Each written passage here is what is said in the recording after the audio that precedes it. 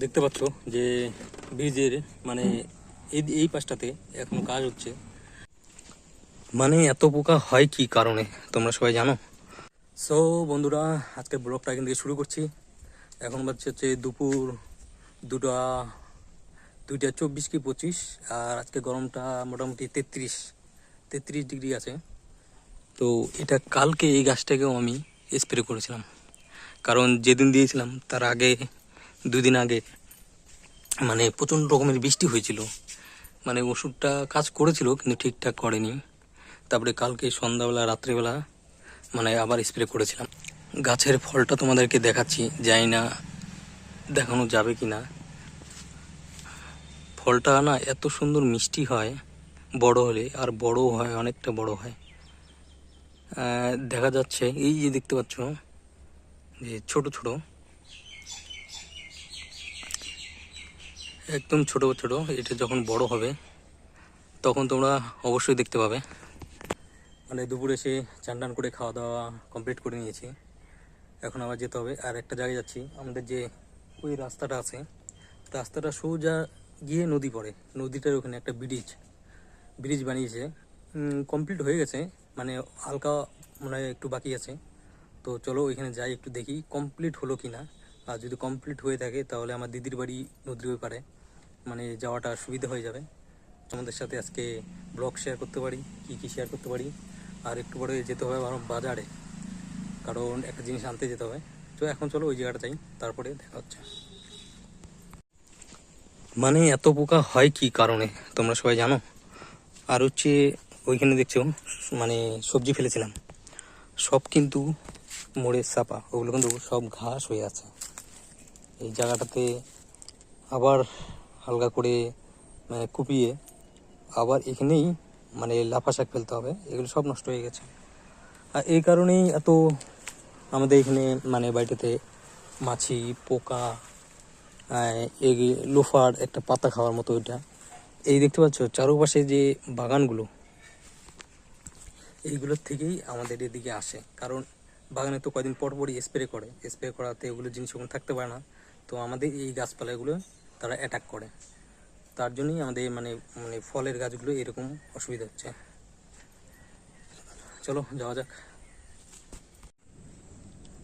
দেখতে পাচ্ছ যে ব্রিজের মানে এই পাশটাতে এখন কাজ হচ্ছে।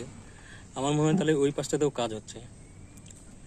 আর চারপাশে চা বাগান, আর এই যে সোজা রাস্তাটা এসে একদম নদীর পাড়ে চলে গেল। চলো যাওয়া যাক নদীর পাড়ে, ওখানে একটু যাই। এই দেখো এত বড় বড় চা বাগান, কে দেখেছো তোমরা? বিশাল বিশাল চা গাছ। এটা হচ্ছে ভয়ঙ্কর রাস্তা, মানে রাত হলে কিরকম লাগবে, একদম মানে ভুতুরে জায়গা। দেখতে পাচ্ছ? দিনের বেলা ভালো লাগে দেখতে, কিন্তু রাত্রের বেলা কিন্তু একদম ভুতুরে জায়গা লাগবে। আর অন্ধকার তো অবশ্যই, একদম অন্ধকার হবে। চলো একটু সামনে যাই, এখান থেকে নদীর পাড়ে যাওয়া যায়। সেই নদী, আর এই পাশে আছে ব্রিজ। মানে চা গাছগুলোর জন্য দেখা যাচ্ছে না। চলো, রোদ্রু লাগছে ভীষণ। ধান ক্ষেতটা দেখো, একদম মানে সবুজ, কি সুন্দর দেখা যাচ্ছে। পাশে হাই রোড, আর গরম কিন্তু ভালোই লাগছে।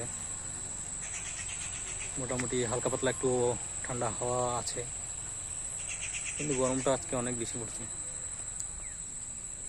চলে এসেছি বাইকটা নিয়ে, কারণ ইচ্ছে করলো না যে পরে আর টোটোটা নিয়ে আসার জন্য, এই কারণে বাইক নিয়ে আসছি। আর ওইখানে দেখো ছোট্ট একটা জল যাচ্ছে জায়গা দিয়ে। এটা নদীর জল কি মাঠের জল জানি না। ওখানে যাওয়া গেলে রাত্রেবেলা কিন্তু এখানে দেখছিলাম মানুষে মাছ ধরতো, অবশ্যই মাছ আছে এই জায়গাটায়। তো চলো ছোট করে তোমাদের সাথে আজকে একটু ভিডিও শেয়ার করলাম, মানে 2-3 দিন পরে। মানে মন মেজাজ খুব একটা ভালো নেই, তো এই কারণে মানে ভিডিও শ্যুট করতে পারি। মানে জায়গাটা কত সুন্দর, একদম নিস্তব্ধ, সুন্দর ঠান্ডা জায়গা। আর এই দেখো কলার মোচা।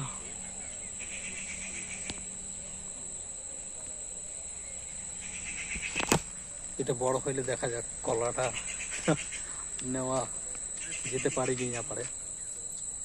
আর নিব না যদি, অ্যাকচুয়ালি আমাদের দেখার আগে অনেকে দেখেছে হয়তো বা দেখবে, এখন তো ছোটই আছে, বড় হয়নি।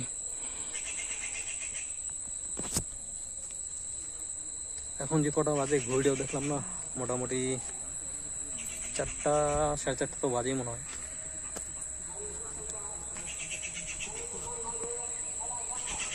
কালকে হচ্ছে মহালয়া। মহালয়াতে কালকে কি করব কোনো কিছু মাথায় নেই, আর কিছু করার মতো ইচ্ছেও নেই, কারণ মন মেজাজ খুব একটা ভালো নয়। মানে কি বলবো, আর সেটা তোমাদের সাথে পরে শেয়ার করবো কোনো এক সময় যদি সময় পাই। এখানে কি আওয়াজ হচ্ছে? কোনো প্রোগ্রাম হচ্ছে মনে হয়, এদিকে হবে। তো চলো, ছোট করে তোমাদের সাথে ভিডিওটা শেয়ার করলাম, আর দেখি মানে আবার কবে ভিডিও শেয়ার করতে পারি।